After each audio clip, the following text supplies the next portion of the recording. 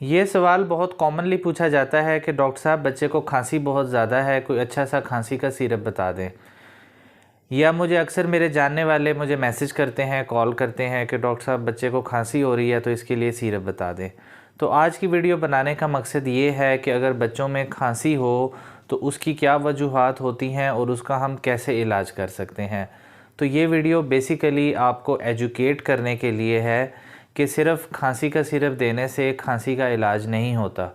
ہمارے معاشرے میں، ہماری سوسائٹی میں یہ بہت کامن چیز ہے کہ کھانسی ہوئی تو میڈیکل سٹور سے خود سیرپ لے لیا کہ یہ ایسیفائل کف سیرپ لے لیں، یہ ریلٹس سیرپ لے لیں، یہ کوفرب سیرپ لے لیں، یہ بچے کو دے دیں، اس سے کھانسی بہت زیادہ بہتر ہو جائے گی۔ یا میڈیکل سٹور پہ جاتے ہیں تو خود ہی پرچیز کر کے یہ لے آتے ہیں۔ اس کی مثال میں نے پچھلی ویڈیو میں بھی آپ کو ایسے ہی دی تھی کہ جیسے بچے کو جب تیز بخار ہوتا ہے تو صرف پیناڈول دینے سے اس کا بخار ٹھیک نہیں ہوتا۔ پیناڈول صرف اس کا وقتی طور پہ آرام آتا ہے۔ جب بھی بخار ہوتا ہے تو آپ فوراً بچے کو ڈر کے مارے ڈاکٹر کے پاس لے جاتے ہیں، وہ پھر اس کو پراپر اینٹی بیوٹک یا جو بھی اس کا وجہ ہوتی ہے اس کے لحاظ سے اس کی ٹریٹمنٹ ہوتی ہے تو بخار کا آرام آتا ہے۔ تو اسی طرح یہ جو کھانسی بھی ہوتی ہے، کھانسی کی بھی مختلف طرح کی وجوہات ہوتی ہیں اور اس کا مناسب علاج کرنا ضروری ہے تاکہ کھانسی کو ٹھیک کیا جا سکے۔ صرف کھانسی کا سیرپ دینا یہ بچوں کے لیے انتہائی خطرناک ثابت ہو سکتا ہے، کیونکہ موسٹلی جو بازار کے اندر کف سیرپ ہیں ان کے اندر جو ڈیفرنٹ کمپوننٹس ہوتے ہیں وہ بچے کے لیے نقصان کا باعث ہوتے ہیں، بچے کو مزید اریٹیبل کرتے ہیں، ڈرائنس آف ماؤتھ، منہ کو خشک کرتے ہیں، جس کی وجہ سے بچے مزید زیادہ تنگ ہوتے ہیں۔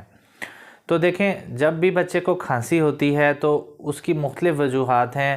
سب سے پہلے یہ کہ اکثر بچوں کو دمے کا مسئلہ ہوتا ہے یا چیسٹ کنجیشن کا مسئلہ ہوتا ہے۔ جیسے ہی سردیاں سٹارٹ ہوتی ہیں تو ان کی چیسٹ میں سے سیٹی کی آواز آنا، ویزنگ ساؤنڈز آنا، چیسٹ خراب ہونا شروع ہو جاتی ہے۔ تو اس صورت میں جب تک ان بچوں کو آپ پراپر نیبلائز نہیں کرائیں گے، مونٹیلوکاسٹ ساشے ہم یوز کرتے ہیں، اینٹی الرجک سیرپ یوز کرتے ہیں، اور بعض جو بڑے بچے ہوتے ہیں وہ انہیلر کے اوپر ہوتے ہیں، تو جب تک آپ اس پراپر ایزدما یا اس الرجی کا علاج نہیں کریں گے تو وہ صرف کھانسی کا سیرپ دینے سے اس کا علاج نہیں ہو سکے گا۔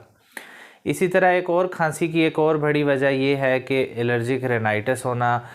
بعض لوگوں کو ونٹر سیزن میں ٹھنڈی ہوا سے، کچھ چیزیں کھانے کی وجہ سے، یا کسی بھی چیز جب موسم چینج ہوتا ہے تو کف، فلو، نزلہ، زکام، اس طرح کے سمٹمز اور ریپیٹڈلی کافی یہ چلتے رہتے ہیں۔ تو الرجک رینائٹس کے کیسز میں جب تک آپ پراپر اینٹی الرجک نہیں لیں گے، اس کا علاج نہیں کریں گے، اگر آپ کے نوز کا کوئی ایشو ہے اس کو ٹریٹ نہیں کریں گے تو کھانسی کا آرام نہیں آئے گا۔ اکثر بچوں کا یہ ہوتا ہے کہ گلا خراب ہو جاتا ہے، گلا پک جاتا ہے، گلے میں کنجیشن ہو جاتی ہے، تو وہ بھی موسٹلی وائرل انفیکشن کی وجہ سے ہوتا ہے، جس کی وجہ سے اس کا جب تک آپ علاج نہیں کریں گے تو بچے کی کھانسی ٹھیک نہیں ہوگی۔ تو یہ ویڈیو بنانے کا یہی مقصد ہے کہ آپ جو بھی بچے کو مسئلہ ہے، چیسٹ کنجیشن ہے، جو بھی بچے کو جس وجہ سے کھانسی ہے اس کو سمجھنے کی کوشش کریں، اس کا علاج کریں تاکہ بچے کی کھانسی کو ٹھیک کیا جا سکے۔ ایک اور امپورٹنٹ چیز یہ ہے کہ جو کھانسی ہوتی ہے، کھانسی ٹھیک ہونے میں تھوڑا سا ٹائم لگتا ہے۔ یہ نہیں ہے کہ آپ دوائی دیں گے اور ایک دن میں کھانسی کا آرام آ جائے گا۔ کھانسی ٹھیک ہونے میں 1 ہفتہ بھی لگ سکتا ہے، 10 دن بھی لگ سکتے ہیں۔ باقی علامتیں ٹھیک ہونے میں جلدی ٹھیک ہو جاتی ہیں، اور کھانسی ایک ایسی علامت ہے جو سب سے آخر میں ٹھیک ہوتی ہے۔ آہستہ آہستہ کم ہوتے ہوتے یہ آہستہ آہستہ ختم ہو جاتی ہے۔